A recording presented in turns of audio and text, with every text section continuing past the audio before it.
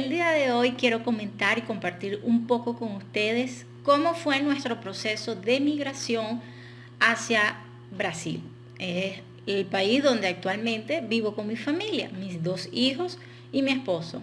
Fue un proceso algo, por así decirlo, demorado, porque en el año 2018, en enero del 2018, mi esposo me dice: Megli, hay que irse. Y por obvias razones, notorias razones, que no voy a entrar en discusión, mi esposo me dice: nos vamos. Y nosotros teníamos nuestra casa propia, vendimos todo, absolutamente todo en la casa.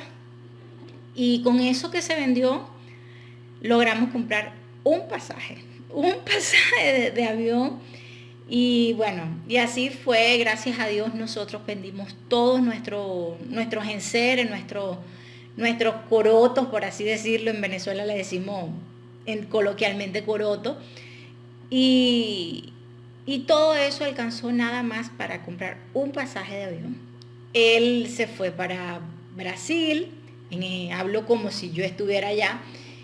Y en ese momento mi esposo, resulta que bueno, él llegó a Boavista y él me dice desde allá: Megli, bueno, resulta que no consigo pasaje.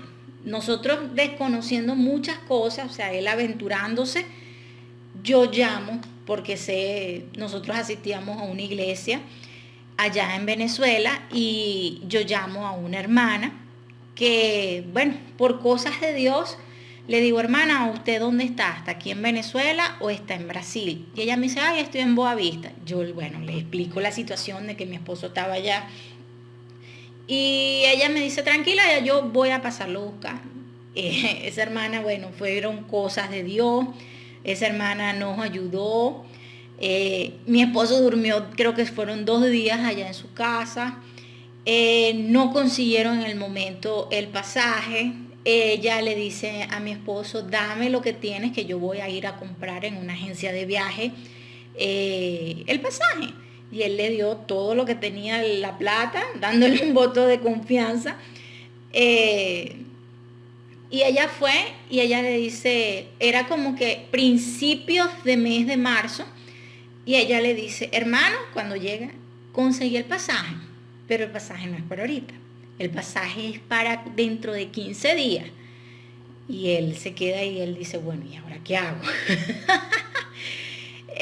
Resulta que, bueno, a fin de cuentas, él me llama, me explica la situación y me dice: Megli, el pasaje no es para ahorita. Yo le dije a él: bueno, ¿qué tú pretendes hacer? O sea, no te voy a imponer que te quedes ni que te vengas, sino que lo que tu corazón te dicte, eso hazlo. A ir para Venezuela nuevamente. Todo el mundo que supo eso, mi mamá, mi abuela, todo el mundo me decía: ay, chivo, que se devuelve ese nunca, que mejor se quede allá, que... Pero ya todas estas situaciones, resulta que, bueno, Boavista, Manaos y todas esas zonas nordestinas y fronteriza, por así decirlo, con Venezuela, está lotado, lleno de venezolanos, y el campo laboral es muy, muy, muy competitivo. Entonces él me dijo: no me voy a quedar aquí, voy a ir para Venezuela, paso esos 15 días con ustedes y después me regreso. Efectivamente así aconteció. Él se fue a Venezuela, pasamos esos 15 días y después se devolvió. Al devolverse, bueno, porque resulta que, bueno, yo quedé sin nada, o sea, con lo elemental en mi casa completamente vacía, sin mesa de comedor, sin lavadora, bueno, sin nevera, sin cocina, sin todas las cosas necesarias para... Yo tenía un aire acondicionado en mi sala, yo vendí todo eso, me quedé nada más con mi cama, la cama de los niños y el aire acondicionado del cuarto. O sea, nosotros todos estábamos en un solo cuarto, y ahí, bueno, eso último lo vendí, y el televisor, obviamente un televisor, el otro lo vendimos y así. Me quedé con lo elemental. Yo cocinaba en casa de mi mamá, yo lavaba en casa de mi mamá, yo refrigeraba las cosas en casa de mi mamá, porque mi mamá y yo vivíamos en el mismo terreno, más en distintas casas. Entonces, bueno, eso facilitó un poco desprenderme de aquellas cosas que eran necesarias en ese momento para hacer vida, pues, en una casa. Por otro lado, mi esposo llegó aquí a Brasil, fue acogido por una familia brasilera, conocidos de él, solamente el esposo, él no conocía a la esposa de este hombre. Bueno, y él convivió con ellos un mes. Ellos le dijeron, no pagues alquiler, no pagues renta, no pagues absolutamente nada. O sea, dedícate a conseguir el empleo. Mi esposo al quinto día útil consiguió un empleo aquí. Mi esposo duró aquí 7 meses, o sea, nosotros estuvimos separados, por así decirlo, él aquí en Brasil, nosotros en Venezuela, yo con mis 2 hijos en Venezuela, una niña un niño de 4 años y una niña de 8. Entonces yo estaba sola sin él allá en Venezuela. Otro aspecto que nosotros en ese momento notaríamos un permiso. A todas estas, mi esposo muy nervioso, él solamente tenía, después del gasto, por así decirlo, de comprar el pasaje y todo eso, le quedaron 50 reales en el bolsillo. O sea, él era o lo lograba o lo lograba. Como a las 2 semanas yo tuve una urgencia en Venezuela y le dije que necesitaba la plata. Y él, bueno, tuvo que mandarme los 50 reales de regreso al cambio en bolívares. Y fue duro porque yo sabía que él necesitaba esa plata para estar aquí. Y yo necesitaba esa plata allá en Venezuela. Entonces él, bueno, se desprendió de esa plata y me la mandó. Duramos 7 meses separados, por así decirlo, él aquí en Brasil, yo en Venezuela con unos niños. Fueron 7 meses duros porque 7 meses donde yo sabía que él no dominaba excelentemente la lengua, 7 meses donde no teníamos la certeza porque él también se le presentó una situación cuando fue a la Policía Federal a regularizarse. El policía que lo atendió parece, no puedo decir con certeza de que era xenófobo o racista porque mi esposo es moreno. Era un hombre, él me dice que era un hombre catire, ojo claro, y él le negó el visto, o sea, el visado de permanencia temporal, y no se lo quiso hacer.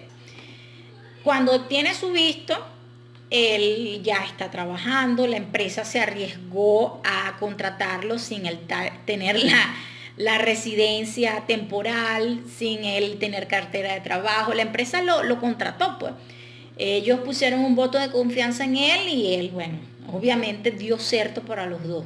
Por otro lado, bueno, nosotros allá en Venezuela, al salir de Venezuela, mira, ya yo había leído en grupos de venezolanos en Brasil, experiencias de otras personas. Bien he sabido que en Venezuela es muy difícil salir, y más cuando tú sales con niños menores, por el tráfico de niños y todas esas cosas. Mis hijos tenían sus pasaportes vigentes, todo en regla. Yo tenía el permiso de mi esposo para poder salir. A fin de cuentas que llegó el momento. Bueno, algo que se me olvidaba. Mi esposo se mete, él sin tener tarjeta de crédito, ya trabajando. Mi esposo entra a la línea aérea Gol y él dice, bueno, aquí están los pasajes, estaban en una promoción, por así decirlo. Los 3 pasajes costaban como que eran 1.200 reales. Y bueno, mi esposo se mete, le pide el favor a un amigo, un compañero de trabajo, que si podía pagarle los pasajes. Y él se los pagaba, pues, en efectivo. Le dijo que sí. Hacen la reserva, bueno, no la reserva, la compra de los pasajes, se meten para tal fecha. Y resulta que no sé qué aconteció. Mi esposo le iba a pagar esos pasajes a su compañero como parcelado, pues, en 2, 3 partes. Y él no tenía ninguna objeción en la persona el dueño de la tarjeta. Resulta que cuando mi esposo se mete con el amigo a hacer la compra de los pasajes, algo ocurrió con la página que la página hizo como que compró los pasajes, pero en realidad no los compró y lo que hizo fue reservarlo. Cuando el amigo de mi esposo, el compañero de trabajo, lo llama a la línea aérea, le pregunta que qué pasó, porque no hizo la compra, si ahí en la tarjeta de crédito había dinero y todas esas cosas. La línea aérea lo que dice que bueno, que fue un error de la página, que tranquilo, que no se preocupe, que los pasajes están reservados hasta la fecha del vuelo. Y entonces hasta el día en que él dijo que era el vuelo. Cabe destacar que eso no ocurre con las páginas aéreas. Las páginas aéreas las reservas duran 24 horas o 48 horas, creo, si mal no me equivoco. Y destacar que el pasaje era la fecha del vuelo era el 22 de octubre del año 2018. Y mi esposo compró los pasajes en junio. O sea, era julio, agosto, septiembre, octubre, 4 meses. Y en 4 meses duraron esos pasajes reservados. Y fue una cosa de Dios, ¿no? Con el mismo precio, sin variación de nada. Y entonces yo decía, Dios mío, pero ¿cómo puede ocurrir esto? Bueno, yo digo que fue la mano de Dios metida en todas esas cosas. Segundo, cuando ya mi esposo había comprado los pasajes, todas esas cosas, yo salgo de Venezuela, me despido de toda mi familia. Yo hace, una semana antes yo ya estaba llorando, derramando lágrimas. Mis hijos a todas estas no comprendían muy bien qué era lo que estaba sucediendo, no comprendían muy bien qué era lo que iba a suceder tampoco. Yo salgo con mi suegra me dice, yo te acompaño hasta Boavista. Resulta que mi suegra no pudo cruzar conmigo la frontera porque ella tenía la cédula vencida, tenía el pasaporte vencido. Entonces ella le explicó al policía federal que nada más iba a despedirme y él no le dio paso. Salimos desde Ciudad Bolívar, mi suegra, mis 2 hijos y yo. Salimos en la tarde, recuerdo, en un autobús. Eso, fue espantoso porque aparte de la tristeza y todas esas cosas, el camino estaba en ese momento trancada la carretera hasta Santa Elena por los mineros, por los indígenas, hasta por los colectivos. Entonces en ciertos puntos habían trancas y no dejaban pasar a las personas. Entonces, nosotros orando para que Dios destapara todas esas cosas y nosotros poder avanzar a nuestro destino, que era Boavista en ese momento. Y y así fue, gracias a Dios. No me canso de darle gracias a Dios, porque yo digo que nada más la mano de Dios fue eso, porque yo o era irme, o sea, en ese momento no tenía marcha atrás, porque ya yo tenía un pasaje comprado para el domingo 22 de octubre, si mal no recuerdo, era domingo, y yo salí el viernes, salí el sábado. Entonces yo llegué el domingo y salía del domingo para el lunes, algo así el vuelo. Y entonces era estresante saber que estaban las colas, que la gente duraba en esas colas hasta horas, 12, 13 horas, tratando de pasar de un tramo a otro. Y así eran 2, 3 puntos de tranca, en la carretera desde Ciudad Bolívar hasta Santa Elena. A todas estas, nosotros pasamos sin ninguna complicación. Nosotros llegamos al terminal de Santa Elena. Recuerdo en ese momento agarramos un carrito con otro señor. Iba mi suegra, mis 2 niños, el señor y yo. Y entonces agarramos y llegamos a la frontera, a la línea, la llamada línea. Y en ese momento yo tenía los nervios, yo tenía ganas de vomitar, ganas de hacer pipí, de todo, porque yo estaba demasiado nerviosa. Yo decía, puede que me dejen salir con mis hijos, puede que no.